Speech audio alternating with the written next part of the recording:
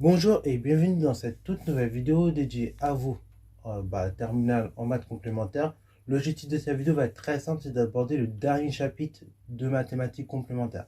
Alors oui, enfin avec un peu de retard, nous allons donc l'aborder. Et dans ce chapitre-là, il va être objet de la chose suivante. Nous allons donc parler de corrélation, ok?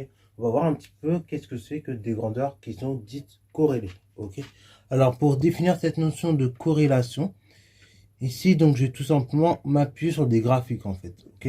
Donc, bien évidemment, quand on parle de corrélation, déjà, peut-être forcément pour faire des statistiques, très souvent. Ok. Alors, là, ça s'applique en statistique, en mathématiques complémentaires. Après, cette notion de corrélation, vous l'avez peut-être déjà vu aussi dans d'autres matières. Je pense notamment à SES, où ça peut être des notions qui peuvent revenir. Donc, bon, moi, je vais donner une définition très simple de ce que c'est que le terme corrélation. En tout cas, quand on parle de corrélation en maths, en stats. Petite parenthèse, oui, pour ceux qui font SES, tout ça, si le chapitre vous semble familier, c'est tout à fait normal. C'est parce que normalement, le programme de maths complémentaire, l'objectif, c'est que des gens qui font SES ou qui font 2P, mais qui ne font pas SP maths, en tout cas, puissent continuer à faire un peu de maths. Et donc, ça peut les aider dans leur matière, en SES ou en éco, ou bien par exemple aussi dans le domaine du droit, enfin plein de domaines comme ça qui ne servent pas de maths très poussées, mais qui servent un minimum de maths. Bon, médecine, même si c'est controversé, c'est un peu quand même l'idée, même si vous avez fait maths complémentaires au moins. Après, si vous faites maths, c'est encore mieux, mais voilà. Vous voyez le délire. Alors, oui, particulièrement ce chapitre-là, peut-être vous l'avez déjà vu en SES, ou vous avez déjà un petit peu entendu parler de certaines notions. Donc, si vous paraît familier, soyez pas choqués, c'est tout simplement que les maths et la SES dans ce chapitre-là vont être très liés. Ok. Même si je prendrai toujours des exemples de maths de physique, chimie ou de SVT, parce que bon, vu que j'ai suivi physique SVT au lycée quand SP, j'ai un peu plus de connaissances dans ces deux disciplines par rapport à la SES où bon, je connais vite fait la seconde. Bon, et donc j'ai pas trop envie de vous dire n'importe quoi, donc pour ça je prendrai des exemples scientifiques plutôt. Oui, ça marche encore une fois dans le domaine des sciences humaines. Donc on va dire que deux grandeurs sont corrélées tout simplement si l'évolution de l'une va influencer sur l'évolution de l'autre. Voilà, donc ça c'est une définition très bateau et très classique de ce que c'est que deux grandeurs corrélées. Voilà, deux grandeurs à but, on dit qu'elles sont corrélées si l'évolution de l'une influe sur l'évolution de l'autre. Je vais prendre un exemple très classique, très bateau, mais qui va vous aider à comprendre. Par exemple, prenons des glaces et leur prix de vente. En fonction de la quantité de glace que vous allez vendre, par exemple une boule, deux boules, trois boules, six boules, et le prix de la glace va lui-même augmenter. Donc plus que vos nombres de boules de glace vont être vendus sera important, et plus le prix va augmenter. Ok. Voilà, donc on a bien des grandeurs qui sont corrélées ici, puisque l'évolution de l'une va influer sur l'évolution de l'autre.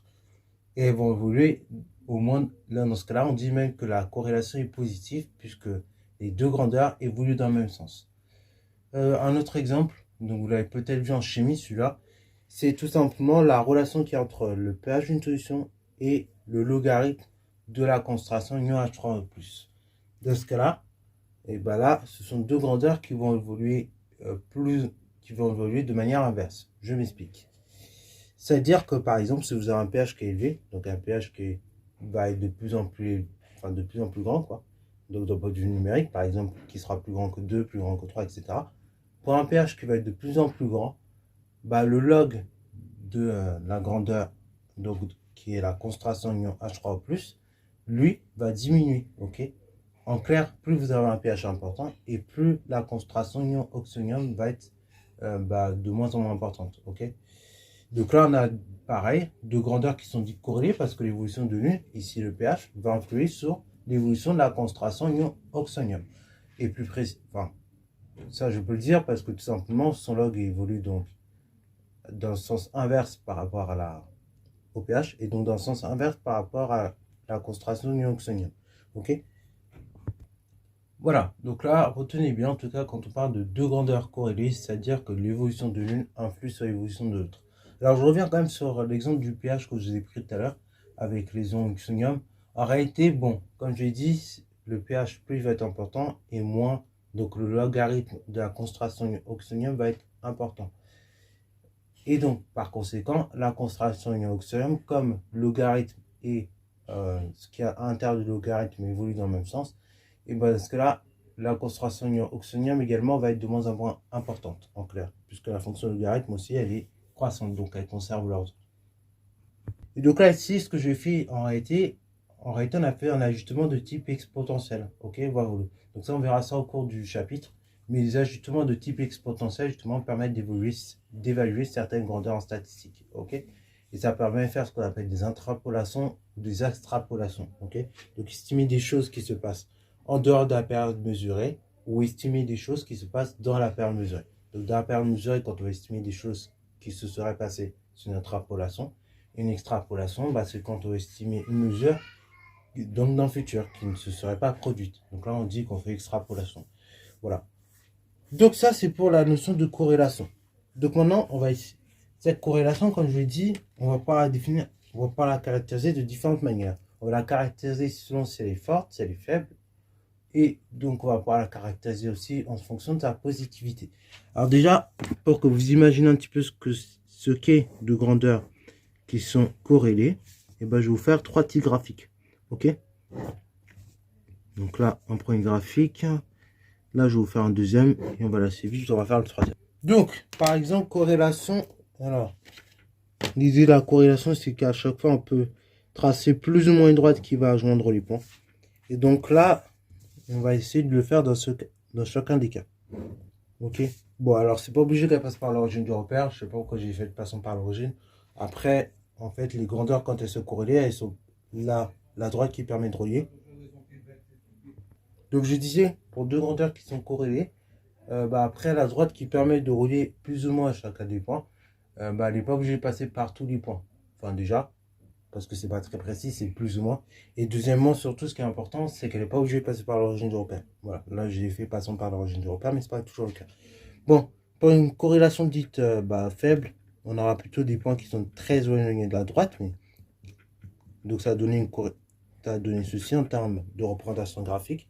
Donc ça, on va plutôt qualifier cette corrélation de moyenne, voire faible. Ok, donc corrélation moyenne, voire faible. Moyenne ou faible parce que tout simplement, les points sont relativement éloignés de la droite. Maintenant, si je rapproche mes points que j'ai fait très très près de ma droite, parfois même qui touchent ma droite, comme on peut le voir là, là on est en présence d'une corrélation forte.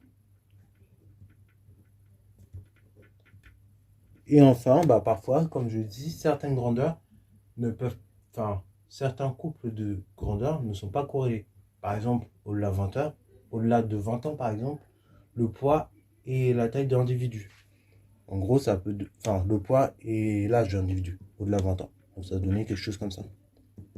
Ok, donc là, il n'y a pas de droite qui permette de relier. Ok, parce qu'aussi bien, il peut être très gros, comme très fin, comme un poids normal, comme un poids un peu plus haut que la moyenne. Enfin, vous voyez, c'est très variable. Et en fonction du milieu de vie et tout plein de paramètres extérieurs. Là, par exemple, on pourra, au-delà de 20 ans, en tout cas, on peut dire que le poids d'un individu et l'âge d'un individu sont deux grandeurs qui sont décorrélées. Okay, donc là, on parle d'absence de corrélation et donc de grandeur décorrélée, ok, ou de décorrélation.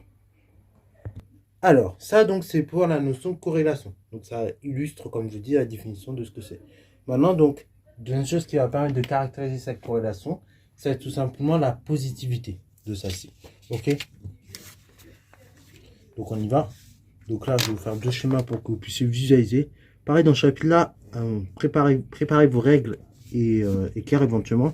Parce que dans ce chapitre-là, écrire un papier surtout. Parce que dans ce chapitre-là, on va beaucoup tracer, contrairement au chapitre précédent, où c'était énormément de théorie. Ce chapitre je crois que c'est l'un des rares chapitres de maths complémentaires où vous allez voir autant de tracés. Donc il faut que vous soyez à l'aise. Voilà. Alors du coup, on va définir deux types de corrélations. Une fois qu'on a caractérisé si elle est forte ou faible, on va pouvoir donc la caractériser de deux manières, cette corrélation. Donc, du coup, deux types de corrélation.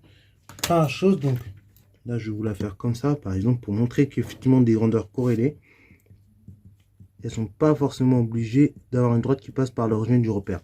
Donc là, pareil, ça on peut dire c'est les valeurs de Y. Et ça, c'est les valeurs de X. Et ça, du coup, valeur Y. Et ça, c'est les valeurs de X. Ok. Donc, du coup, première chose, on va parler de corrélation positive, comme on peut le voir ici, schématisé, lorsque les deux grandeurs vont évoluer dans le même sens. Ce qui veut dire, si je prends les valeurs prises par X et les valeurs prises par Y, dans ce cas-là, je veux dire que les grandeurs x et y sont corrélées, et en plus elles sont corrélées positivement, puisque lorsque les valeurs de y, de x augmentent, lorsque les valeurs de x augmentent, les valeurs de y vont également augmenter. Ok? Donc là, on va parler de corrélation positive. Ok? Ensuite, deuxième type de corrélation, c'est la corrélation négative. Donc là, la corrélation négative, bah, c'est l'opposé de la corrélation positive. Ok? Donc là, pour que vous visualisez un petit peu, si j'ai une autre couleur, je vais vous faire ça sous une autre couleur, comme ça vous voyez les choses. Donc là, par exemple, j'ai un fil rose, c'est bien, c'est rose-rouge. Donc là, on va parler de corrélation négative.